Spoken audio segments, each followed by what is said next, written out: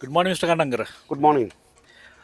මේ අදත් අපි කාලින මාතෘකාවක් කතා කරොත් මේ ගල්ලංගුරු ප්‍රශ්නය කොල් විශ්වක මේක හැම් කියවෙනවා දැන් අපි මේ ආණ්ඩුව අපි කවදාවත් දූෂණ වගේ දෙයක් අපි බලාපොරොත්තුන්නෑ මංහිතන්නේ මං විශ්වාස කරන්නේ එන්න හැම වෙන ඇති කියලා. හැබැයි ද මෙතන මේක නැගලම යනවා මේක මේ මිනිස්ට අස්සලා තිබ පෙරේදද මේ සකටරි අස්සලා තිබ මතක විදියට මේක අපේ තිය ටෙන්ඩ පටිපාටිය මක්කර අප්සට මේ ප්‍රශ්නයක් තියෙනවාද එහෙම නැත්තං මේක කැමති විදිර ගන්න පුළන් ඒකෙදී තියෙන ලූප පෝල්සලින් තව කරුහර මේකෙන් ප්‍රෝජනයක් ගන්නද බුතුමාගේ මතය මොකද මේකට මගේ මතේ නම් මේ ටෙන්ඩර් එක බතන පටන් ගන්න තැනදලම ඔතන තියෙන ගොඩක් මෑන් මේඩ් මිස්ටේක්ස් ටිකක් සාමාන්‍ය සමාජය කියන විදිහට එක්ස්පර්ට් ලයිට ඉට් ෆීල් ගෙන කට්ටිය හැම අවුරුද්දම අප්‍රේල් මාස තමයි ටෙන්ඩර් එක ෆ්ලෝට් කරන්න ඕනේ. නමුත් කියන අවුරුද්ද 25 ඕක අප්‍රේල් මාස ෆ්ලෝට් කළා නැහැ. ඕක ඩිලේ කරලා තියෙනවා. ඩිලේ කරලා ජුලයි ඕගස්ට් වගේ තමයි ඒක ෆ්ලෝට් කරලා තියෙන්නේ. ඒතර එතන ඒ පස්සේ තවම කවුරුත් ඒකට උත්තරයක් දෙන්න ඇයි ඩිලේ කරේ කියලා. ඒක ප්‍රශ්නයක්. දෙවැනි එක ටෙන්ඩර් එක ෆ්ලෝට් ටෙන්ඩර් වෙනවා කියලා ෂෝට් ලිස්ට් කරලා සප්ලයර්ස්ලා වරගෙන අරවා කරලා මෙව කරලා එක තැනකදී කියනවා 9 දෙනෙක් ෂෝට් ලිස්ට් කරා කියලා. එතකොට ඒ ප්‍රොසෙස් එකෙත් ටෙන්ඩර් කලින් කියපු ඩොකියුමන්ට් එකක් තියෙනවා කියලා පාර්ලිමේන්තුවේ මම ආගෙන කියනවා හර්ෂ ඩිසිලා තමයි කිව්වේ ඔය ටෙන්ඩර් එක බැටරි නෑනේ 20%. හරි ඔය ටෙන්ඩර් එක ටර්ම්ස් ඇන්ඩ් කන්ඩිෂන්ස් ප්‍රීඩිටර්මයින් කරලා තියෙනවා කියලා. එකක් තමයි රෙකෝඩ් වෙනා නේ. එකක් තමයි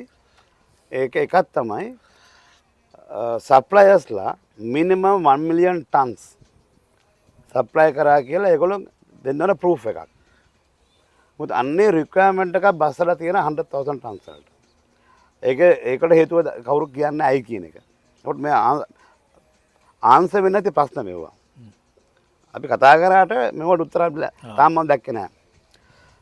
තුන්වෙනි එක මම දකින්නේ අගෝස්තු 18 මේගොල්ලෝ ඊමේල් එකක් ඇරියා කියලා කියනවා ඔය සප්ලයර්ස්ට ෂෝට් ලිස්ට් සප්ලයර්ට 6 දෙනයි 8 දෙනෙක්ද 9 දෙනෙකුට. ඒගොල්ලෝගේ ටෙන්ඩර් ඩොකියුමන්ට් එක ගන්න රෙජිස්ට්‍රේෂන් කරන්න කියලා. එතකොට මේ කියන සප්ලයර් එනකොට රෙජිස්ටර් වෙලා නැහැ. එයාර $5000 ගෙවන රෙජිස්ට්‍රේෂන් එකට. මම පොඩ්ඩක් තව බදා කරොත් මෙලයි. ඕ අපි මේ ගන්න ස්පොට් කොන්ට්‍රැක්ට් ටර්ම් කොන්ට්‍රැක්ට් නෑ ටර්ම් කොන්ට්‍රැක්ට්ස්. ඒ අවුරුද්දකට දෙයකට ගහනවා සප්ලයර් එක. මේක අවුරුද්දකට ගහලා තියෙනවා ටර්ම් කොන්ට්‍රැක්ට් එක. මම දන්න තරමට. එතකොට 16 හරි 17 වෙනිදා ලංකකෝල් චෑමන් ඉල්ලාස් වෙනවා. ලියුමක් දීලා ඉල්ලාස් වෙනවා. එයා කියන්නේ මේ ටෙන්ඩර් එකේ මට මේක අනුමත කරන්න බෑ. මට මේක වග කියන්නත් බෑ. මේ ටෙන්ඩර් යන විදිය මට වගකින් බාර ගන්න බෑ කියලා ඉල්ලාස් වෙනවා. ඒතර ඒ ලියුම දුන්නම කොහේ හරි තැනකින් එයාට ප්‍රෙෂරයක් ගිහලා තියෙනවා ලියුම වෙනස් කරන්න කියලා. ඊට පස්සේ එයා තව ලියුමක් 19 20 වගේ අගෝස්තු මාසයේ දානවා පුද්ගලික හේතුව මත අයින් වෙනවා කියලා. ඒකට තාම හරි ක්ලියර් ආන්සර් එකක් නැහැ. එයා කියන විදිහට සෙක්‍රටරි මිනිස්ට්‍රි එකෙන් තමයි මේක පුෂ් කරලා තියනවා කියන තමයි මට අපට හැඟෙන්නේ. ඒක ඔය කියන කතාවල් ඇහුවා මම. එතකොට දැන් 18 වෙනිදා වෙනකොට රෙජිස්ටර් වෙච්ච නැති ලියාපදිංචි වෙච්ච නැති කම්පැනි එකක්. ඒකට තමයි ටෙන්ඩර් එක මේ අන්තිමට ගියේ. ඒතර ඒගොල්ලෝ ගෙවලා තියෙන්නේ $5000 නම් රෙජිස්ට්‍රේෂන් ෆී එක. ඒගොල්ලෝ ගෙවලා තියෙන $4980යි. ඒක වැරදි එක. එතන වැරද්දක් තියෙනවා. ඒකේ පස්සේ කියනවා 22 වෙනිදා $20 ගෙවුවා කියලා.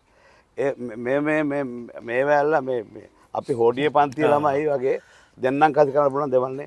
ඒ වගේ තියෙනවා ටර්ම්ස් ඇන්ඩ් කන්ඩිෂන්ස් තියෙන ආණ්ඩුවත් ඒකට කරන්නේ. ඉතින් එතන වයලේෂන් එකක් තියෙනවා. ඉතින් ඒක ටර්ම්ස් නෙමෙයිද ඔය පේමන්ට්ස් යන්නේ? නෑ රෙජිස්ට්‍රේෂන් ෆී එක. දෙන්න ඕනේ LC එක. ඕකේ. හරිද? එතකොට එතන වයලේෂන් එකක් තියෙනවා. ඒකට ක්ලියර් ආන්සර් එකක් නෑ. ඒගොල්ලෝ කියන්නේ නෑ රෙජිස්ටර් කරලා තිබ්බේ පස්සේ ගෙවුවා ඉස්සක් අනම්මට. ඒවා අපිට අපිත් එක්ක ඔවා කියලා තේරුම් ගන්න. මොකද අපි මේ ලෝකේ ඊට වැඩිය ඒගොල්ලන්ට වැඩිය අපි ලෝකේ දාපු කට්ටිය. මම මට කියන්න පුළුවන් ඒක. හරි ඒකෙන්ද ඒගොල්ලෝ අපිට මේ බබහුකුම් බෑනේ. හරි. එතකොට දැන් ඩෙලිවරි එක එතනත් දැන් ඊට පස්සේ ඔක තව වැරද්දක් තියෙනවා. ඉන්ටර්නැෂනල් ටෙන්ඩර් එකක් ක්ලෝස් කරන්න නම් සුමාන 6ක් නැත්නම් 7ක් කල් දෙන්න ඕන. දැන් දවස් 42ක්ද ගොල් ගන්න උතන ඉන්නේ. ඒකත් අඩු කළ දෙනවා දවස් 21කට. ඕකේ.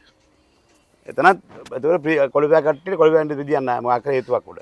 ඒකට හරි ආන්සර් ගන්න නැහැ. ඔක දෙන්නේ චීපස්ම ප්‍රයිස් එකද? චීපස් මම දෙන්නේ. ඔව් හැබැයි ඉතින් ඔය ටෙන්න ප්‍රයිස් එක දන්නේ නැහැනේ මොකද්ද කියලා කොහොමද ඒක? නෑ ඒක තමයි ඕපන් කරලා දන්නේ. දැන් මේක ඔක්කොම දැන් මේක සේරම මං හිතන්නේ මැනිපියුලේට් කරගත්තා. ඔව්. හරිද? එතකොට මම මේ අපිට එමේ හිතෙන්නේ මේ කරලා මේ දැක්කම ඉවෙන්ට්ස් ටික 1 2 3 4 5 බැලුවම කොහේ හරි ලොකු ප්‍රශ්නයක් තියෙනවා මෙතන. එතකොට දැන් දවස් 21කට බස්සලා තියෙනවා ටෙන්ඩර් එකක් බිඩ් කරන්න දෙන කාලේ. 42ක් දෙන්න තියෙන තැන. ඊට පස්සේ බිඩ් එක අපි කියමු ක්ලෝස් වුණා කියන සෙප්තැම්බර් 10 වෙනිදා. එතන ඉඳලා ආයෙ සමාන 3ක් 4ක් ගිලා තියෙන ටෙන්ඩර් එක අවෝඩ් කරන්නත්. එතනත් ඒකට හරි උත්තරයක් නැහැ. ඊට පස්සේ ටෙන්ඩර් එක අවෝඩ් කරා කියමු දැන් කියන කට්ටියට ටයිඩන් චම්පත කවුද කියන කට්ටියට. දැන් ඒගොල්ලෝ පටන් ගත්තම ඒගොල්ලෝගේ ටර්ම්ස් ඇන්ඩ් කන්ඩිෂන්ස් වල ටෙන්ඩරේ තියෙන්නේ සප්ලයි කරන්න ඕනේ මේ ෂිප්මන්ට් 5ක් ජනවාරි දෙසැම්බර් වල 5ක් ජනවාරි 5ක් ඕම එක එක නෝන් ටර්ම්ස් යනවනේ. ඒතර මේගොල්ලෝ දෙසැම්බර් මාසේ ෂිප්මන්ට් දෙක ඩිලිවර් කරලා තියෙනවා. ඒ දෙකම ක්වොලිටි එක ලෝ ස්ටෑන්ඩඩ්. අර කැලරිෆික් වැලියු එක 5900ට අඩුයි. ඔව් කොහොමද කොයි වෙලාවද ඔක දැනගන්නේ? දැනගන්න ඩිලිවරි ආවට පස්සේනේ. ඩිලිවරි පස්සේ. ඩිලිවරි ලෝඩ් පෝට් එකේ ලෝඩ් පෝට් සර්ටිෆිකේට් එක මේගොල්ලෝ කියන්නේ ඒක බඩු පටවන්නේ කොහෙද මේ සවුත් ඇෆ්‍රිකාවල සර්ටිෆිකේට් ඉෂුව වෙන්නේ ඉන්දුනීසියාවේ. එතන පස්සෙන් තියෙනවා. නෑ එතන අපි ඔතන අපි පිළිගත් ආයතනක STS වගේ ආයතනකින් නම් මෙතන බ්ලෝඩ් පෝට් එක ටෙස්ට් කරලා ඒට අරයට ෆැක්ස් කරලා එතනින් ගන්නත් පුළුවන්. ඔව් දැන් මම හැන්ඩල් කරලා දෙන LCs රටින් පිට මේනිවට. ඒ වගේ දාන්නේ SGS Veritas certificate load port and to be confirmed by the discharging port. ඔය දෙකම ක්වොලිෆයි වුණාම තමයි අපි පේමන්ට් එක ඇක්ටිවේට් කරන්න බැංකුවේ. ඔව්. ඉතින් ඒ වගේ මම අනන්තව කරලා තිනවා. හරිද? ඉතින් අපි සිමෙන්ති ඉම්පෝට් කරා බල්ක් ගෙනාවේ. ඉතින් ඔය තමයි ටර්ම්ස්. මේකේ එම තියෙන නැතුව ඇති. කොහොමද ඩිස්චාර්ජ් පෝට් එක විතරයි චෙක් කරලා තියෙන්නේ. නෑ ලෝඩ් පෝට් එකේ සර්ටිෆිකේට් ඉල්ලලා ඇති. හැබැයි මේක නොමිනේට් කරලා තියෙන සර්ටිෆයින් ඒජන්ට් වැරදි. ඒජන්ට් ඉන් ඉන්දුනීසියා. ඒක ඉන්දුනීසියා ඒජන්ට් දාලා තියෙනවා. මං හිතන්නේ ඒගොල්ලොන්ගේ කන්ඩිෂන්ස් ක්‍රෙඩිබිලිටි ගැන ක්වෙස්චන් මාක් එකක් තියෙනවා. මොකද මම හොයලා බැලුවා. මිඩල්බර්ග් ගාන මාක් කරලා තමයි රීජන් එක සවුත් ඇෆ්‍රිකාවල. මේ කෝල් ගේන තැන. එතන SGS ඔෆිස් එකක් තියෙනවා. BV ඔෆිස් එකක් තියෙනවා. එතන තියෙනවා එතන. ඉතින් ආයෙගොල්ලෝ මේ එංගලන්තේ යන්න ඕනේ නැහැ. නමුත් ඒක බයිපාස් වෙලා තියෙනවා. ඒකත් ක්වෙස්චන් මාක් එකක් තියෙන ප්‍රශ්නයක් වගේ. ඒකට ආන්සර් ගන්න නැහැ හරියට. එතකොට දැන් පළවෙනි ෂිප්මන්ට් එක ආවට පස්සේ ජනවාරි මාසේ මැද හරි වෙනකොට මේ පාර්ලිමේන්තුවේ මම ආගෙන කියනවා ඇමති එයා කෝල් ප්ලාන්ට් එකේ තියෙන ලැබ් සර්ටිෆිකේට් එක පිළිගන්නේ නැහැ කියලා. හරි ලංකාවේ ප්ලාන්ට් එක ලැබ් එකක් තියෙනවනේ ඒක පිළිගන්න. මොකද ඇක්ටිවේටර් නැහැ කියලා. නමුත් ඒක ප්‍රොඩක්ෂන් එක මේගොල්ලෝ ඩිටර්මයින් කරලා කිව්වනේ මේකෙන් ගන්න බෑ කියලා හරි ප්‍රොඩක්ෂන් එකේ. ඔව් ඒගොල්ලෝ කිව්වා. ප්‍රැක්ටිකලි කිව්වා නම් ඉතින් ඒක තමයි උතන කතාව. නමුත් ඒක මේගොල්ලෝ චැලෙන්ජ් කරා. හරිද? ඊට පස්සේ ඉන්දුනීසියා සර්ටිෆිකේට් කතා කරන මේක මේන් කතා කරන අර කරෙන් කතා කරන ප්‍රශ්නේ remain as it is substandard call තමයි දිගටම ආවේ. ඔය එනකොට එක තැනකදී පෙබරවාරි වෙනකොට මේක ෂිප්මන්ට් 3ක් 4ක් ඇවිල්ලා මම දැක්කා ඔය විරුද්ධ පක්ෂේ කට්ටිය ගිහිල්ලා ප්ලාන්ට් එකට කොහෙද පුත්තලමට ගිහිල්ලා ප්ලාන්ට් ඉන්ස්පෙක්ෂන් එකක් ගිහිල්ලා එතන ඉංජිනේර්ට කතා කරගෙන ඇවිල්ලා ඒගොල්ලෝ මීඩියා එකට එක එක ස්ටේට්මන්ට් දුන්නා. ඉතින් ඔය හැම දෙයකම ප්‍රශ්නයක් තියෙනවා. හැබැයි අවාසනාවට ඔයා ඉස්සලා කිව්වේ වගේ ආණ්ඩුව රජය ට්‍රාන්ස්පේරන්ට් නම් මේ වැඩේ ඒගොල්ලන්ට පෙබරවාරි මාසේ මුල වෙනකොට ඔය ටෙන්ඩර් එක කැන්සල් කරන්න තිබ්බා ඕඩර් එක. මොකද ඒවා ෆේල්ඩ්. එතකොට ප්‍රොසෙස් එකක් දුවනවා නතන. ඒවා ෆේල්. මොකද ප්‍රොඩක්ෂන් එකට ආම බඩු නැත්තම් ෆේල්. ආය ලැබ් එකේ මේ ලැබ් එකේ ඇක්‍රෙඩිටඩ්ද එහෙම නැත්තම් මේගොල්ලෝ ක්වොලිෆයිඩ් ඒවා වැඩක් නැහැ. මිනිහා මැරිලානේ තියෙන්නේ. හරි. ඉතින් කැන්සල් කරා. මමත් ඕකට ලියුමක් ලිව්වා පෙබරවාරි මාසේ 11 නැත්තම් 12 ලියුමක් මම දැම්ම මේ මිනිස්ටර්ට ඊමේල් කරා VOCට ඊමේල් කරා මම ගොඩක් අර කොපි කරා එක මම කිව්වා මේක ෆේල් නම් කරුණාකරලා මේක පිළිගන්න මේක. අර පිළි අරගෙන මේ ඕඩර් ටෙන්ඩර් කැන්සල් කරන්න. කැන්සල් කළා 26ට අවශ්‍ය පවර් ජෙනරේෂන් එකට ඕන ඩීසල් ගන්න ඇස්ටිමේට් කරලා හරි ඇස්ටිමේට් කරලා ඒක දෙන්න ඩීසල් පවර් ජෙනරේෂන් කම්පැනිස් වලට ඩියුටි ෆ්‍රී ඩීසල් ටික දීලා ඉලෙක්ට්‍රිසිටි ප්‍රයිස් එක නෙගොෂিয়েට් කරගන්න 26ට පමණක්. ඊට පස්සේ මොකක් හරි ලොස් එකක් තියෙනවා නම් ඒක 27 කෝල් පර්චේස් එක කව කරගන්න පුළුවන්. ඒක පස්සේ නැහැ නේද? එතකොට මහජනයාට පබ්ලික් එකට මේ තියෙන ඉලෙක්ට්‍රිසිටි බිල වැඩි නොකර දුවන්න පුළුවන්. ඒක තමයි බෙනිෆිට් එක උතන. හරි? ඒක තමයි බෙනිෆිට් එක. නමුත් ඒ ලියුමට මොනවාද එක දන්නේ නැහැ. ඒවට රෙස්පොන්ඩ් එකකුත් නැහැ, කවුරුත් නැහැ, කතා නැහැ. නමුත් මේක දිගටම ඇදගෙන ගියා මේක. පෙබරවාරි මාසෙත් ගියා, මාර්තු මාසෙත් ගියා, අප්‍රේල් මාසෙත් ගියා. එතකොට දැන් ඔන්න විරුද්ධ පස්සෙන් ගෙනත් දැම්මා අප්‍රේල් 2 වෙනිදා ඔඩිටර් ජෙනරල් ඔෆිස් එකේ දෙන්න රිපෝට් එක. ඒකේ 1 to 10 දාලා තියෙන ඔක්කොම රොන්ඩුයින් ටික. ඊට පස්සේ ඔන්න තයිරපත් දැම්මා පාර්ලිමේන්තු එකේ ගියා ඩිබේට් එකක් ගියා නෝ කමිටි මොෂන් එකක් දැම්මා. හරි තුමා දවස් 10ක අතර පාඩි ඉස්සල්ලා. ඒකත් ලෝකේ නැති එක එක හේතු කියනවා ආණ්ඩුවෙන්. අපි 2009 ඉඳලා හොයලා බලනවා මේවා. ඒවා ගණ මොනවාද මේ ගණන් ග්‍රාෆික කොහොමද කියලා. අපි ඒවත් හොයනවා. මේවත් හොයනවා. එක එක පඬිත කතා කියා. ඉතින් මහජනයා මෝඩයෝ කියලා හිතාගෙන ඕගාලා මොන ආණ්ඩුවම කතාවක් කියව පාර්ලිමේන්තුවේ. අපි කෙලින්ම හවොත් ඔබතුමාට හිතනද මේගොල්ලෝ කරන දේ කිසිම අවබෝධයක් නැහැ කියලා. මේ ආණ්ඩුවට තේරෙනවා ඉතින්. තේරෙනවා. අපි කන්නේ පුන්නක්කු නෙවෙයිනේ. මම පුන්නක්කෝ කන්නේ නැහැ. අපි හොඳ කකුළු වහල් බත් කන මිනිස්සු. අපිට අපේ මොලේ තාම දුවනවා. හරි. ඒක තමයි මේ කතා කරන අපිට තේරෙනවා මොකද්ද මේ වෙන්නේ. ගොනා යන වල් කන වතර පොන්නද කියන එක. ඒ කතා දෙක නැහැ ඒකේ. හරි. ඉතින් මිනිස්සුන්ව මොඩයා කරගෙන එක එක කතා කියලා මේ කතා කියලා අර කතා කියලා අන්තිමට විශ්වාස භංගෙත් මේගොල්ලෝ පරාජය කරා. මොකද අර ආණ්ඩුවේ බලුතරයක් තියෙන නිසා. ඊට පස්සේ තමයි පෙර ඊයේ දෙක නිවුස් එක ආවේ අමතතුමා ජනාධිපතිතුමා මම දැක්කා ජනාධිපති ලේකම්ම ගිහිල්ලා කම්ප්ලේන්ට් එකක් දානවා. මේ ගල්ලංගුරු ගැන. ඔයාලා බලන්න කියලා. ජනාධිපති ලෝකයන්ට වෙන වැඩ නැද්ද? මොනවද මේ කරන චීප් වැඩ? හරි. ඒක තව වැඩක් ඒක. ඒතර ඒගොල්ලෝ ක්‍රෙඩිබිලිටි එකක් තියෙනවා. ඒ ප්‍රොටෝකෝල් එකක් තියෙනවා. ඒ කැපැසිටි එකක් තියෙනවා. එක්කෝ මිනිස්ත්‍රියෙන් කියලා ජනාධිපති කාර්යාලයෙන් ගිහිල්ලා කම්ප්ලේන් කරන්න පුළුවන් දීවිද? මම නම් දැකලා නැහැ මේ වගේ දේවල් ලංකාවේ. ලෝකෙකවත් වෙලක් නැහැ. හරි. එතකොට දැන් ඔන්න මම දැක්ක කොමිෂන් එකක් අපොයින්ට් කරලා තියෙනවා. 2009 ඉඳලා ගල්ලංගුරු ඉම්පෝට් කරපු කට්ටියගේ හොරබර හොයාගන්න කියලා. ෆයින්. හොයන්න ඒක. අපි දැනගන්න කැමතියි. ඔව් දැන් ගල්ලංගුරු ඒ වගේම අපි දන්නවා මේ petroleum products කියදී diesel, crude oil ඒ වගේදී ලෝඩ් පෝට්, ඩිස්චාර්ජ් පෝට් බලලා මම දැකලා තියෙනවා ටෙන්ඩර් ඒක ලොකු ස්පෙસિෆිකේෂන් තියෙනවා මම දන්න විදිහට ඒක ඔක්කොම ඉන්ස්පෙක්ෂන් සර්ටිෆිකේට් ලෝඩ් පෝට් එකේ ගන්නවා. ඔව්. මේ එතකොට මේ දෙකේ ලොකු වෙනසක් නැහැ නේ ගල්ලංගුරු මේකයි. වෙනසක් නැහැ. ඉතින් ඇයි මේක අක්‍රමතාවයක මේවා ටේලමේඩ් කතාවල්. ටේලමේඩ් කතාවල්. යම් කිසි කෙනෙකුට මේක අරන් දෙන කර දෙයක් අද. ඔතන පස්සේ ඕක නෙමෙයි තව ප්‍රශ්නයක් තියෙනවා. ඒකට ආන්සර්ස් නැහැ. මම හොයලා බැලුවා මේ ගල්ලංගුරු ගැන.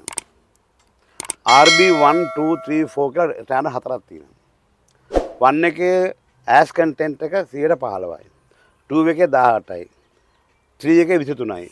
4 එකේ 33යි. හරිද? එතකොට මම බැලුවා 2005 RB 1 එක මොකද්ද ඇවරේජ් ප්‍රයිස් එක කියන්නේ. ඩොලර් 105යි. මේක අපි ෆික්ස් ප්‍රයිස් වලද ගන්න එහෙම නැත්නම් මොනවද බෙන්ච්මාර්ක් එකක් ප්ලෑන්ස් මම ෆික්ස් ප්‍රයිස් ගන්න නැත්තේ. ආගස් ඒ වගේ බෙන්ච්මාර්ක් එකක් යූස් කරන්නේ නැද්ද? නෑ මෙතන ෆික්ස් ප්‍රයිස් ගන්න. ෆික්ස් ප්‍රයිස් එක. ඔව්. ඒතර 105 ගන්න තමයි 2005 අගෝස්තු මාසේ මේක විකිණලා තියෙන්නේ. හැබැයි මේගොල්ලෝ කෝට් කරලා තියෙන්නේ 98.50 ඩොලර්. එතන ඩොලර් 6-7ක ඩිස්කවුන්ට් එකක් මොකක් කරේ ගාන අඩු කරලා තියෙනවා. අඬ කට් කරලා මොකක් හරි කරලා තියෙනවා එතන. එතකොට ඔය අපි ඉල්ලන නම්බර් 1 ක්වොලිටි එක RB1 එක ඩොලර් 105ට අගෝස්තු මාසේ ෆ්ලෝට් වෙනකොට මේවල කෝක් කරලා තියෙන 98ට. එතන ප්‍රශ්නයක් තියෙනවා. ඊට තුන්වෙනි එක තමයි මේ RB3 and 4 කියන්නේ ඩොලර් 60කට වැඩිය අඩුවෙන් විකින්න ප්‍රොඩක්ට් එකක්. හරි. අඩුවෙන් විකින්නේ ඒක. ඒතර එතනදී මම මේක ස්ට්‍රෝන්ලි බිලීව් කරනවා මේගොල්ලෝ දැන් එතකොට ඒක මෙතන බඩුටිකාම පුත්තලමට නොර්චවල් වලට දැන් අවශ්‍ය ප්‍රොඩක්ෂන් එක එන්නේ නැහැ නේ මේක. ඒ කියන්නේ මේගොල්ලෝ එවන්නේ RB3 and 4 කියන ක්වොලිටි දෙක. ඒක තමයි ඇස්ට්‍රේලියාලා තියෙන්නේ. හරි? ඇස්ට්‍රේලියාලා තියෙන්නේ. ඒතර ඔය 3-4 ප්‍රයිස් එක 60ට අඩුයි. ඒතර මේගොල්ලෝ මේ ට්‍රාන්ස්පරන්ට් කියන කතාව කියන ටෙන්ඩර් එක ට්‍රාන්ස්පරන්ට්. හරි. ඔක්කොම ට්‍රාන්ස්පරන්ට් කියන කතාව. බයින් ට්‍රාන්ස්පරන්ට් නැහැ නේ. සප්ලයි ට්‍රාන්ස්පරන්ට් නැහැ නේ. ඌ ඩොලර් 61 අරගෙන අනුවට විකුණනවා. ඔව් ඒ කියන්නේ අපිට මේ ස්පෙસિෆිකේෂන් හරියට මේ සර්ටිෆයි කරලා නැහැ මේ නෑ. හරි අනුවට විකුණනවා. ඒතර එතන ඩොලර් 30ක 35ක 40ක මාජින් එකක් එනවනේ. ටොන් කීයද මේ 1.5 billion tons. 1.5 million into 30. ඔව්. හරි. එතකොට මෙතන මේ පස්ස කවුරුත් හරියට ක්වෙස්චන් කරන්නේත් නැහැ මේවා. හරි පාර්ලිමේන්තුවේ විරුද්ධ පස්සේ කෑ ගැව්වට සමහරලාට ගිරවක කියවනවා. ඔව්. හරිද? මේක ටෙක්නිකල් පැත්ත ගැන ටෙක්නිකල් පැත්ත කාටවත් එහෙම අහන්නේ නැහැ ප්‍රශ්නේ ඇහෙන්නේ නැහැ. ඒක කනගාටුදායක දෙයක්. ඒක එහෙම වෙන එකක්. හරිද? ටිකක් හරි ටෙක්නිකලි කතා කරන්නේ ඩීබී ජානක විතරයි. මොකද එයා හිටියව තමයි. ඒ කාලයක් නිමිත්ත වෙලා ඩීබී නිමිත්ත වෙලා. එයා දන්නවා ඇති. එයා වංගුවක් දන්නේ නැති ෂුවර් එකට. ඔව්. හරි? එයා තමයි ටිකල කතා කරන්නේ. ඉතින් ඕතනදී ඔය ප්‍රශ්නේ කවුරුත් අහන්නේ දැන් තියෙන්නේ සප්ලයිව ගෙන්නලා එයාගෙන් ගන්න ඕනේ ඩොකියුමන්ට් එකක් හරි මොකක් හරි ඒගොල්ලොන්ගේ මේක ඒගොල්ලොන්ගේ බයින් ප්‍රයිස් එක කීයද කියලා. එතකොට ඔක නිකම් තේරෙනවා මොකද හොරකම කියන එක.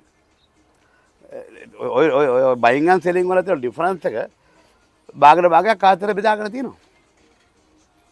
හරි. ඉතින් එහෙම නැත්තම් ඇයි මුළු පාර්ලිමේන්තු ආණ්ඩුවම එක හෙලාම මෙතන වැරද්දක් නැහැ. මේක සාධාරණයි. මේක ට්‍රාන්ස්පරන්ට්. වැරදි කළා නැහැ. කියලා කොහොමද හිටගන්නේ උගුඩ? බ්‍රයිබරිකට මේ කම්ප්ලේන්ට් එකක් දාලා නඩුවක් වගේ ෆයිල් කරලා තියෙනවද? මම දැන් දාලා තියෙනවා. කම්ප්ලේන්ට් පහක් හයක් ගිහලා තියෙනවා මම දන්න තරමට. හරි? ඒ වගේ හිතේ තියෙනවා. ඒනට බයිබර් එක අද වෙනකම් මම දැක්කේ නැහැ. ඒගොල්ලෝ ෆයිල් එකක් ඕපන් කරලා තියෙනවා කියලා නිවුස් එක ගන්න. නිවුස් එක ගන්න. ඉතින් ඒවත් බඩුත් ආන්දර නඩුත් ආන්දර කතා කරන තියෙන මෙතන. දැන් ජනාධිපතිතුමා ඇවිල්ලා පාර්ලිමේන්තුවේ කියනවා අපිට ගල්ලඟුරු කාලා බලන්න කියන්නේ කියලා. එයා කරන්න ඕනේ නැහැ මේ මොනවද මේ කියන කතාව. ජනාධිපති කෙනෙක්ට එහෙම කතාන්න පුළුවන් දෙයක්. හරි. මම ඡන්දය දුන්න මිනිස්සෙක්. උදව් කර මිනිස්සෙක්. මටම ලැජ්ජයි. මම මේ මොනවද කරගත්තේ කියලා මම මේ කල්පනා කරන මෙච්චරලා. මේ ඇහෙනකොට දකිනකොට මම කල්පනා කරන අපේ කාප පරිප්පුවක් කියලා. මොනවද මේ කරගෙන තියෙන්නේ කියලා. හරි. අඩුම ගානේ මේ අඩුම ගානේ වගකීමක් ඇතුව ස්ටේට්මන්ට් එකක් දෙන්න මම ජනාධිපතිතුමාට. මොනවද මේ තුට්ටු දෙකේ කතාව? හරි. මම ඊට ඉස්සර මම ආගා කතාවක් කියන මම හුඬුවක්ද කියලා අහනවා. මේවා කරගන්න තේරෙන්නේ නැහැ. ඒ යාළුවෝ ගෑස් කේස් එකේ. දැන් ගෑස් කේස් එක ලංකාවට බලපෑව හේතු දෙකක් උඩ. එකක් තමයි ලාෆ් ගෑස් LNG නේද? LNG. ලාෆ් ගෑස් එක 120ක් විතර ලාෆ් තමයි ලංකාවේ මාකට් ෂෙයාර් එක තිබ්බේ. 380 තිබ්බ ලිටර එකට. පොඩක් ලංකාවේ LNG පාවිච්චි කරන්නේ මොනවටද? Cooking gas. LPG නේ අපි ගන්නේ. sorry LNG sorry හරි. ලංකාවේ LNG නැද්ද? නෑ. හරි. දැන් එතකොට දැන් ලාෆ් එක තමයි ඉස්සල්ලාම ගෑස් ෂෝටේජ් එකක් ආවේ ඒගොල්ලෝගේ බඩු. ඒකට හේතුව ඒගොල්ලෝ දුබායි ඔෆිස් එකක් කරා තමයි ගෑස් අරන් තියෙන්නේ. ඒගොල්ලෝ සප්ලයි කරලා තියෙන ඉරාන් ගෑස්. ඉරානෙන් ගෑස් අදිනවා කියලා කරොබට ඇමරිකන් ගාවර්න්මන්ට් එකේ කම්පැනි බැක්ලිස්ට් කරා. ඒතර ලාෆ් එක බඩු ගන්න හම්බුන්නේ නැහැ. ඒතරේ 120 ෂෝටේජ් එක ආවා. ඒ එන ගමන් ඒක ඒතර ඒ ප්‍රොසෙස් එක යනවා. නොවැම්බර් ඩිසෙම්බර් වෙනකොට ඕක යනවා. හරි. යන ගමන් ආණ්ඩුව මොනවද කරේ ලිටර් එකේ සප්ලයි වෙනස් කරා. මොන හේතුව කරාද මම දන්නේ කරා. නමුත් එතන වෙනස් කරලා කමක් නැහැ. ප්‍රයිස් එක අනුනම් ගන්න පුළුවන්. හැබැයි සප්ලයර්ට හැකියාවක් තියනවද පර්ෆෝම් කරන්න කියලා බලන්න ඕනේ. ඔව් අනිවාර්යයෙන්. ඉතින් ඒක බලලා නැහැනේ. පරණ සප්ලයි කරපු එක මේ ඔමාන් කම්පැනි එකක්. ඒගොල්ලෝ ටොන් 2500 ඩිලිවරි 4 මාසෙකට කරලා තියෙනවා. අපේ බෆර් එක මේන්ටේන් කරගන්න. දැන් ඒ 4 කරන්න අලුත් සප්ලයර්ට බෑ. එයා කරන්නේ 2යි. එතකොට නිකම්ම ෂෝටේජ් එකක් එනවා. ඉතින් මේවා ඉවලුවේට් කරන්නේ නැතුව මේ විදිය නිකන් ඔය එක එක හිතට එන දේවල් කරලා අද විඳින්න රටනේ. මේක මේවට තමයි උත්තර ඕනේ. ඉතින් ඒක නිසා මේ ප්‍රශ්න වලට තාම හරි උත්තර එන්නේ නැහැ තාම. නිකන් ඔය නිකන් කියවනවා. ඔය ගෑස් එකක් කියවනවා, දැන් කෝල් එකක් කියවනවා. දැන් තව කතාවක් සපොතුන අයියේ මේ ඔයිල් අරන් තියෙන එක ඩොලර් 285 ගානේ. HSBC එකේ චීෆ් එක්සිකියුටිව් කිව්වා කියලා. අද ඒක පටලවා ගන්න තියෙන බොරතෙල් වලටයි ඩීසල් වලටයි. එතනත් ආය කතාවක් යනවා දැන්. මොකද්ද මේ පොඩි මේ ගින්ද අපි මට සමහරට හිතෙනවා වසංග අපි පාර්ලිමේන්තුවේ ඇල්ලලා තියෙන්නේ මේ හෝඩියේ පන්තියක්ද කියලා. දැක්කම සමහර වෙලාවට ඒක තමයි මට නම් පේන්නේ දැන්. එක්කෙනෙක් ගන්නේ එක්කෙනෙක්වත් ඇඩ්වාන්ස් වචනයක්වත් කතා කරන්නේ නැහැනේ. ඔය කෑ ගන්නවා ටෙලිවිෂන් එකක් කෑ ගන්නවා මෙයා කියවනවා හරිද? ඒ අන්තිම බැලුවා මේ කරන වැඩසහ ජනාධිපතිතුමා උතුමත් ඇවිල්ලා පාර්ලිමේන්තුවේ කතා කරන දේවල් දැක්කම මට හිතෙනවා මේක මේ හෝඩිය පන්තියක් අපි දාලා තියෙන පාර්ලිමේන්තුවේ කන්දේ මේ වගේ මේ ස්පෙෂලායිස් ෆීල්ඩ් වල ටෙක්නිකල් එක්ස්පර්ටීස් තියෙන කට්ටිය අඩුයි. අඩුයිනේ. අඩු අනිත් එක නැතිතරම් වගේ මට හිතෙන්නේ නෑ මේමයි මේවා ට්‍රේඩින් මේවා මේ ලෝකේ මේ ගල්ලංගුරු ගන්න ලංකාව විතරද? ඔව්. ලංකාව විතරද? අම රටකම ගන්න ඕනේ. තෙල් ගන්න ලංකාව විතරද? වන්දනතරම ඉන්දියාව අදානි ලංකාව ඉන්නවනේ. අද මේ අදානි ගොඩක් ගල්ලපුර ඩීල් කරනවා. ඒ තමයි කියන්නේ. ඉතින් මේවා ඉගෙන ගන්න මේ අපි 2010 10 11 12 ඉඳලා ඔය ගල්ලංගුරු අරගෙන කරන ක්‍රම ෆේල් වෙලා හරලා හදාගෙන ආයිලා ආපු ප්‍රොසෙස් එකක් තියෙනවනේ. ඉතින් එතකොට ඉගෙන ගන්න තියෙනවනේ අපි. ඉතින් ඒක ඒ පොත පැත්තක තියලා අලුතෙන් පොතක් ලියන්නේ. ඉතින් ඕක මේ හෝඩි පොන්ති ළමයි කරන දේවල් මේ කරන්නේ මේ. මට හැම වෙලේම හිතෙනවා අපි මේ කින්ඩර්ගාඩන් එකක් පාර්ලිමේන්තුවේ අරලා තියෙනවා කියලා මට හිතෙන්නේ.